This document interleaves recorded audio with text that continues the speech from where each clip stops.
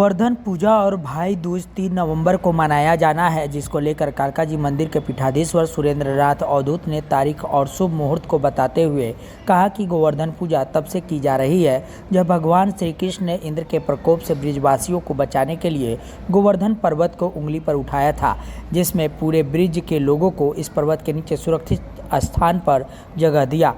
तब से लेकर आज तक गोवर्धन की पूजा की जा रही है। वहीं ऐसी मान्यता है कि भाई दूज पर बहनें अपने भाई की रक्षा के लिए पूजा करती है। इस दिन भाई को अपने बहन के घर जाकर जरूर खाना खाना चाहिए, इससे भाई को अकाल मृत्यु का डर नहीं रहता। ऐसी मान्यता है कि यमराज ने अपनी बहन यमुना को नाना प्रकार के उपहार देकर उसे विदा किया था और यह वरदान दिया था कि जो भी बहनें अपने भाई को तिलक लगाकर आरती उतारेगी वो अपने भाइयों की अकाल मृत्यु से बचाएगी। तब से लेकर आज तक भाई दूज का त्यौहार मनाया जाता है। इस पर भाई दूज मनाने की शुभ मुहूर्त 3 नवंबर को सुबह 9:22 से 12:04 तक है, तो वहीं दोपहर 1:26 से दोपहर 2:45 तक है। शाम 5:30 बजे से लेकर 7:09 तक है।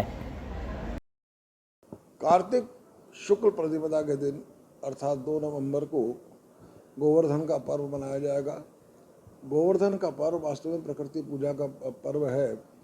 इस दिन भगवान श्री कृष्ण ने इंद्र के प्रकोप से बचाने के लिए गोवर्धन पर्वत को अपनी उंगली पर धारण किया था और संपूर्ण ब्रिजवासियों की जो है इंद्र के प्रकोप से रक्षा की थी। ऐसी मान्यता है कि उससे पहले जितने भी ब्रिजवासी थे वो कृषि के लिए इंद्र के ऊपर आश्रित रहते थे और इंद्र की पूजा किया करते थे। तो जब भगवान श्री कृष्ण के मना करने पर इंद्र जो कुपित हुए और उन्होंने अपने वेग से जो है बहुत भारी वर्षा की, उस समय भगवान श्री कृष्ण ने गोवर्धन पर्वत को अपनी उंगली पर उठाया और संपूर्ण ब्रिजवासियों की रक्षा की। तब से जो ये गोवर्धन पर्व जो मनाया जाता है और गोवर्धन पर्वत की पूजा करने के साथ साथ ही संध्या के समय जो है एक गोबर से एक जो ग्वाले की आकृति बनाई जाती है, उसके साथ लाठी डंडा या शस्त्र आदि रखकर उनका भी पूजन किया जाता है। और आज के दिन अन्नकूट का पर्व भी मनाया जाता है, क्योंकि जिस समय भगवान कृष्ण ने संपूर्ण ब्रजवासियों की रक्षा की तो सभी ब्रजवासियों ने प्रसन्नतापूर्वक अपने घर से नाना प्रकार के व्यंजनों को बनाकर, पकवानों को बनाकर एक जगह एकत्रित किया, जिससे एक कूट अर्थात पर्वत जैसा बन गया। तब से अन्नकूट का पर्व जो है इस दिन जो है मनाया जाता है। इस दिन गो संवर्धन का पर्व है। गो का अर्थ है गाय, गाय का, पृथ्वी का और इंद्री का जो संरक्षण करना, ये जो है गोवर्धन पर्व का संदेश है।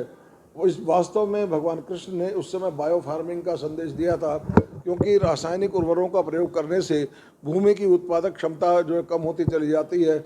ऐसे में जो प्राकृतिक खाद का उपयोग करने से भूमि की जो है उत्पादक क्षमता बढ़ती है और अन्न धन की वृद्धि होती है। ये संदेश भगवान कृष्ण ने उस समय महाभारत काल में दिया। आज के दिन गोवंश की पूजा भी कहता है कि भारत जो है कृषि प्रधान देश रहा था, उसमें गोवंश की बहुत महत्ता थी। इसलिए इस दिन जो आज जो गोवंश का, गाय का और नंदी आदि का पूजन भी किया जाता है और उनको जो चारा फल आदि जो उनको खिलाए जाते हैं।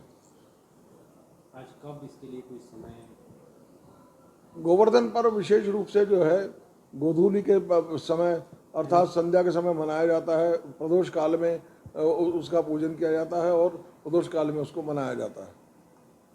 भैया दूज को लेकर के क्या कहेंगे? भैया दूज कब है और इसको भैया दूज कब है और इसको लेकर के क्या सोचेंगे? कार्तिक शुक्ल द्वितीया के दिन भैया दूज का पर्व मनाया जाता है।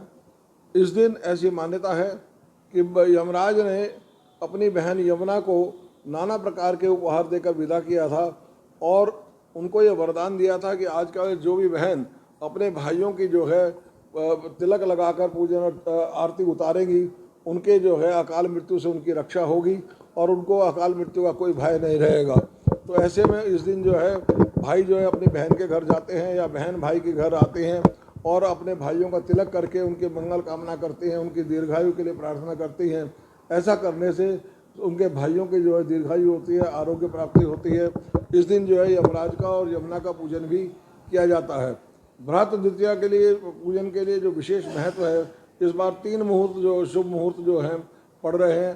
प्रातःकाल 9:22 से 12:04 तक दोपहर 1:26 से 2:47 तक और शाम के समय 5:30 से 7:09 तक का जो विशेष मुहूर्त है, ऐसे इस समय जो है भाई दूज का पर्व मनाने से अति शुभ रहेगा।